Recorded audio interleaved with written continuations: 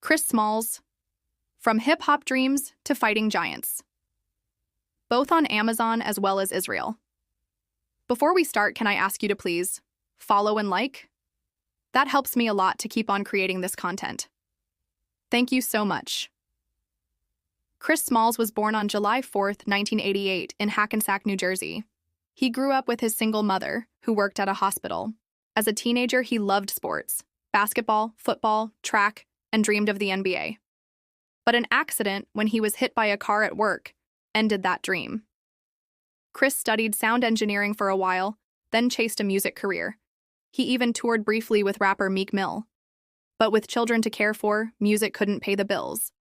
He worked at Walmart, Home Depot, MetLife Stadium, FedEx, and Target. In 2015, Chris got a job at Amazon in New Jersey. He worked hard, even became an assistant manager in Staten Island's JFK 8 warehouse.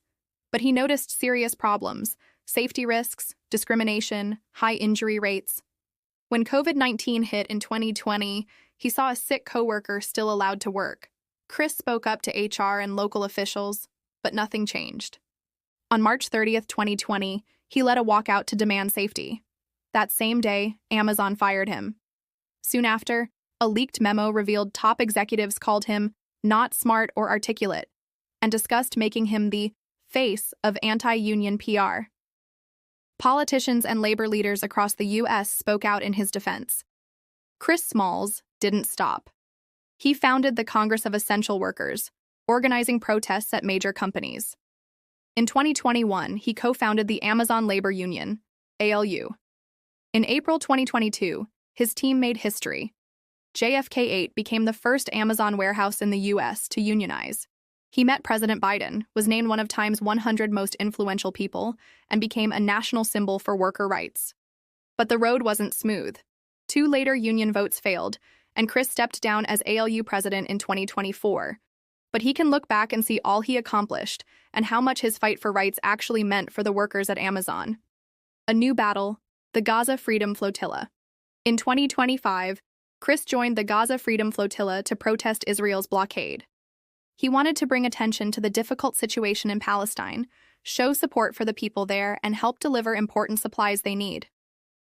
The boat carried food, medicine, and other basic needs for people in Palestine who lack them. What was the goal of sailing the flotilla? The goal was to break the blockade, rules stopping goods from going in and out, and to send a message that everyone deserves freedom and fairness.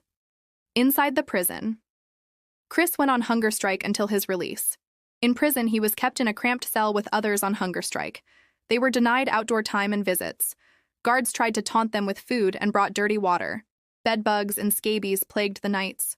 Twice, heavily armed units raided their cell, stripping them naked and humiliating them without reason. Chris's lawyers were blocked from visiting most days. The U.S. Embassy never came. Every other nationality met their staff from their embassy. Shame on the U.S. for not standing up for their own people. Days passed. Fellow activists were released in groups. But Chris and another man of color were the last. It's obvious the Israelis targeted men of color. Finally, without warning, they were driven to the Jordan border, given $300 and told to find their own way to the airport. Chris used a borrowed phone to contact supporters and get home. Chris says he has faced racism in America, but the hatred in that prison was the worst he has ever felt. The 10 days in custody showed Chris that the hatred is so deep.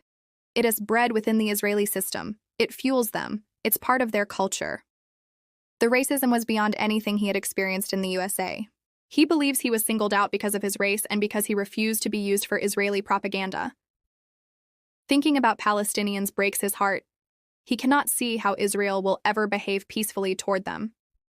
The treatment of Palestinians and of people of color in the USA have much in common. The prison was filled with people of color, not white people. This is an apartheid state, Chris says. They must be allowed to rise, and they must rise with us, not alone. Boycott now. We need to boycott and boycott hard. Tesla is almost gone, but numbers take time to show. We need to change banks. We need to stop using tech from the USA and Israel. Do this. Boycott use. Instead, Amazon local bookstores, bookshop.org, Google, Alphabet, DuckDuckGo, or Ecosia Intel, MD, Microsoft LibreOffice, Linux Oracle, PostgreSQL, MySQL Cisco Ubiquity, HP Brother, Mari Epson. Palantir, avoid surveillance tools entirely. IBM, Asus, Dell, Lenovo, ThinkPad, Meta, Facebook, Instagram, Mastodon, Signal, Motorola Solutions, Fairphone. Back home. Back at home, Chris is recovering, but he has not slowed down. He plans to keep fighting, in the streets, in his union, and in supporting future missions for Gaza. His message to Americans is clear. Be outraged at how your tax dollars are used. Hold leaders and corporations accountable. And remember, real change starts with you. Do you like this content? Remember to follow, share, and like. Thank you so much for watching until the end.